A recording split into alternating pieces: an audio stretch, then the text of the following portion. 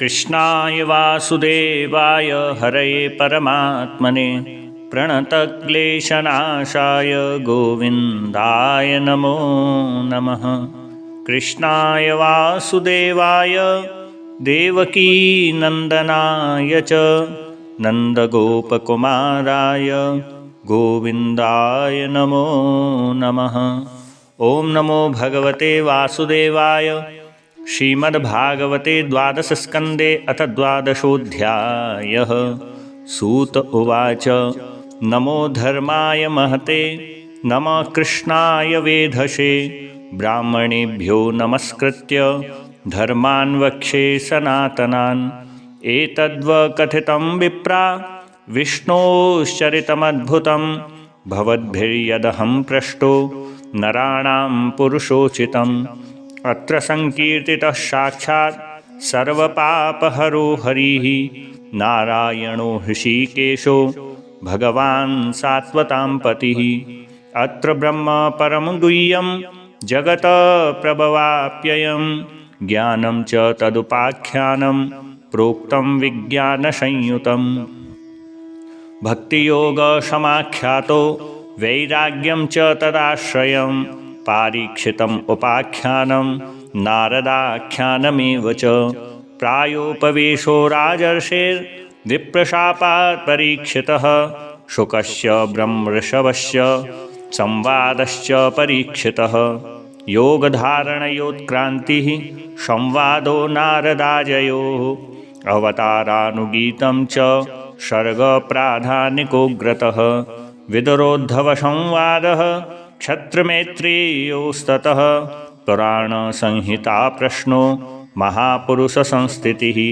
ततो प्राकृतिकः सर्गः सप्तवैकृतिकाश्च ये ततो ब्रह्माण्डसम्भूतिर्वैराजपुरुषो यतः। कालस्य स्थूलसूक्ष्मस्य गतिपद्मसमुद्भवः भुव उद्धरणेम्बोधेर्हिरण्याक्षवधो यथा।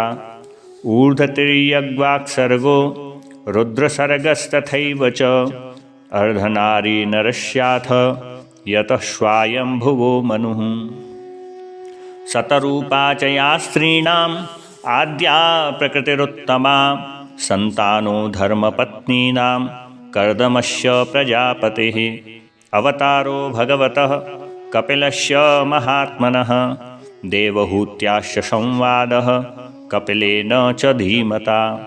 नवब्रह्मसमुत्पत्तिर्दक्षयज्ञविनाशनं ध्रुवस्य चरितं पश्चात् प्रथो प्राचीनवर्हिषः। नारदस्य च संवादस्ततः प्रेयव्रतं द्विजाः नाभेस्ततोऽनुचरितं ऋषभस्य भरतस्य च। द्वीपवर्षसमुद्राणां गिरिनद्युपवर्णनं ज्योतिश्चक्रस्य संस्थानं पातालनरकस्थितिः। दक्षजन्मप्रचेतोभ्यस्तत्पुत्रीणां च सन्ततिः यतो देवासुरनरास्तिर्यङ्नगखगादयः। त्वाष्ट्रस्य जन्मनिधनं पुत्रयोश्च दितिर्द्विजाः दैत्येश्वरस्य चरितं प्रह्लादस्य महात्मनः। मन्वन्तरानुकथनं गजेन्द्रस्य विमोक्षणं मन्वन्तरावताराश्च विष्णोर्हयशिरादयः। कौर्मं धान्वन्तरं मात्स्यं वामनं च जगत्पतेः क्षीरोदमथनं तद्वत् अमृतार्थे दिवौकशां। देवासुरमहायुद्धं राजवंशानुकीर्तनं इक्ष्वाकुजन्म तद्वंशः सुद्युम्नस्य महात्मनः। इलोपाख्यानमन्त्रोक्तं तारोपाख्यानमेव च सूर्यवंशानुकथनं शशादाद्यानगादयः। शौकन्यं चाथ शर्याते कुकुत्स्थस्य च धीमतः खट्वाङ्गस्य च मान्धातुः शौभरे सगरस्य च। रामस्य कौशलेन्द्रस्य चरितं किल्बिषापहं निमेरङ्गपरित्यागो जनकानां च सम्भवः। रामस्य भार्गवेन्द्रस्य निक्षत्रकरणं भुवः एलस्य सोमवंशस्य ययातेर्नहुषस्य च। दौष्यन्तेर्भरतस्यापि सन्तनोस्तत्सुतस्य च ययातिर्ज्येष्ठपुत्रस्य यदोर्वंशोऽनुकीर्तितः यत्रावतीर्णो भगवान् कृष्णाख्यो जगदीश्वरः वसुदेवगृहे जन्म ततो वृद्धिश्च गोकुले तस्य कर्माण्यपाराणि कीर्तान्यसुरद्विषः पूतनाशोपयपानं सकटोच्चाटनं शिशोः तृणावर्तस्य निःस्पेषस्तथैव वकवत्सयोः धेनुकस्य सह भ्रातुः प्रलम्बस्य च संक्षयः गोपानां च परित्राणां दावाग्ने परिशर्पतः दमनं कालीयस्याहेर्महाहेर्नन्दमोक्षणं व्रतचर्या तु कन्यानां यत्र तुष्टोच्युतो व्रतैः प्रसादो यज्ञपत्नीभ्यो विप्राणां चानुतापनं गोवर्धनोद्धारणं च शक्रस्य सुरभेरथ यज्ञाभिषेकं कृष्णस्य स्त्रीविक्रीडा च रात्रिषु शङ्खचूडस्य दुर्बुद्धेर्बधोरिष्टस्य केशिनः अक्रूरागमनं पश्चात् प्रस्थानं रामकृष्णयोः व्रजस्त्रीणां विलापश्च मथुरालोकनं ततः गजमुष्टिकचाणूरकंसादीनां च यो वधः मृतस्यानयनं सूनो पुनः शान्दीपनेर्गुरोः मथुरायां निवसता यदुचक्रस्य यत्प्रियं कृतमुद्धमरामाभ्यां युतेन हरिणा द्विजाः जरासन्धसमानीत शैनस्य बहुशो वधः घातनं यवनेन्द्रस्य कुशस्थल्या निवेशनम् आदानं पारिजातस्य सुधर्मायासुरालयात् रुक्मिण्याहरणं युद्धे प्रमथ्य द्विषतो हरेः हरस्य जम्भृणं युद्धे वाणस्य भुजक्रन्तनं प्राग्ज्योतिषपतिं हत्वा कन्यायां हरणं च यत् चैद्यपौण्ड्रकशाल्वानां दन्तवक्तस्य दुर्मतेः सम्बरो द्विविधपीठो मुरपञ्चजनादयः माहात्म्यं च वदस्तेषां वाराणस्यास्य दाहनं भारावतरणं भूमेर्निमित्तीकृत्य पाण्डवान् विप्रशापापदेशेन संहार स्वकुलस्य च उद्धवस्य च संवादो वासुदेवस्य चाद्भुतः यत्रात्मविद्यायखिला प्रोक्ता धर्मविनिर्णयः ततो मृत्युपरित्याग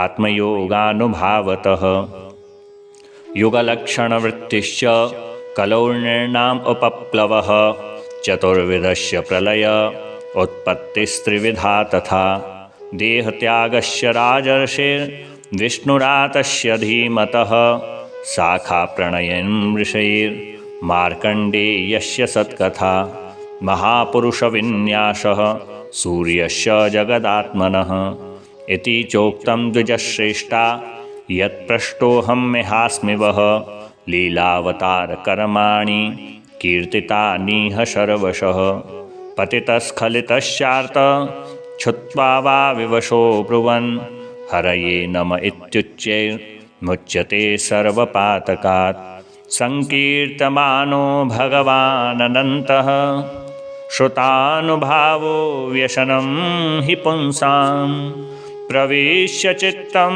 विदनोत्यशेषम् यथा तमूर्को भ्रमिवातिवातः मृषागिरस्ता हृषतीरसत्कथा न कथ्यते यद्भगवानधोक्षजः तदेव सत्यं तदुहैव मङ्गलं तदेव पुण्यं भगवद्गुणोदयं तदेव रम्यं रुचिरं नवं नवं तदेव सस्वन्मनसो महोत्सवम् तदेव शोकार्णवशोषणं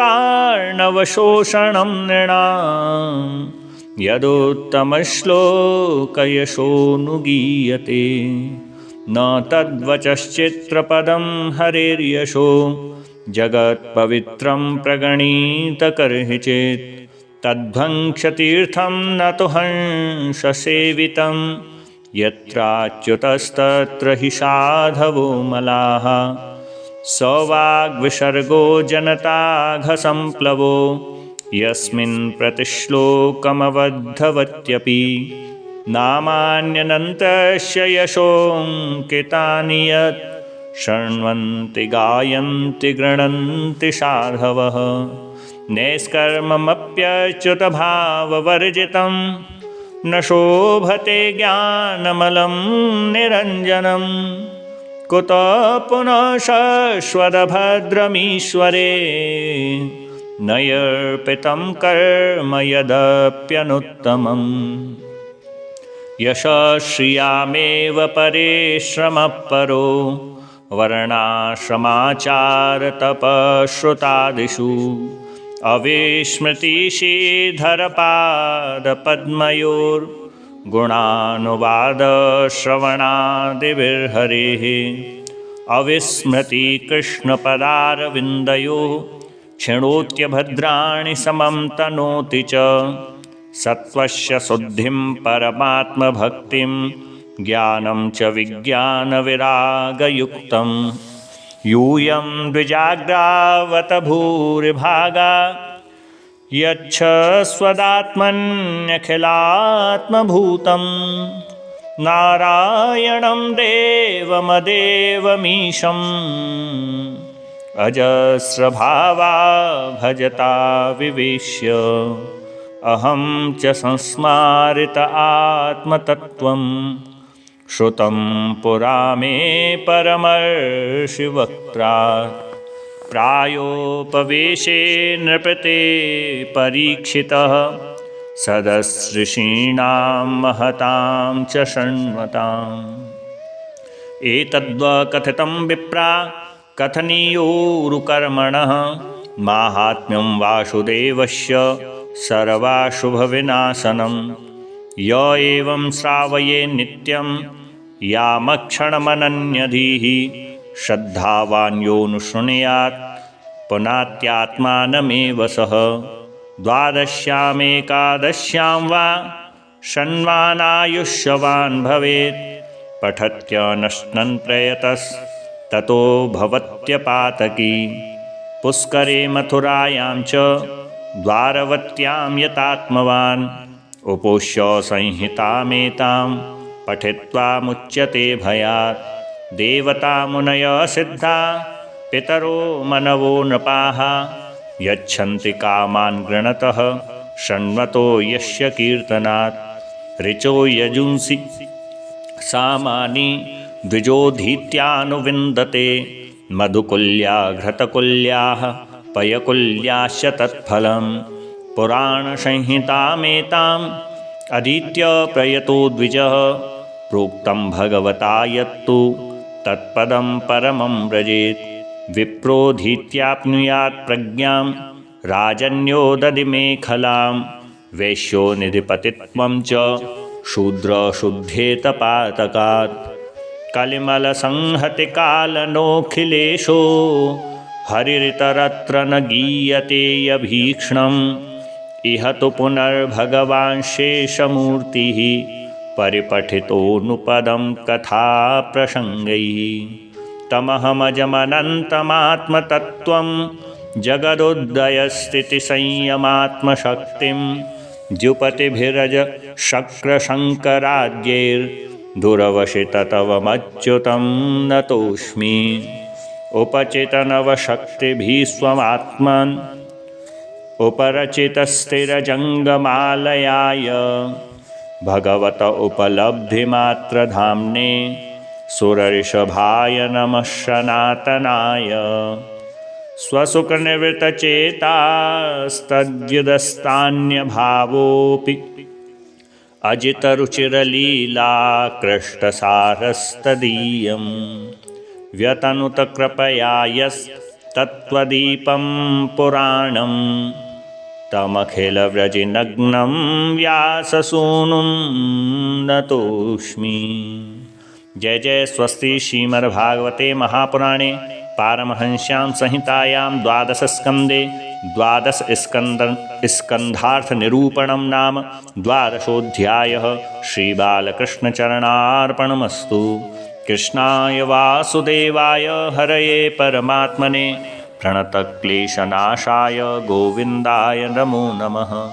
कृष्णाय वासुदेवाय देवकीनन्दनाय च नन्दगोपकुमाराय गोविन्दाय नमो नमः। श्रीगोविन्दाय नमो नमः।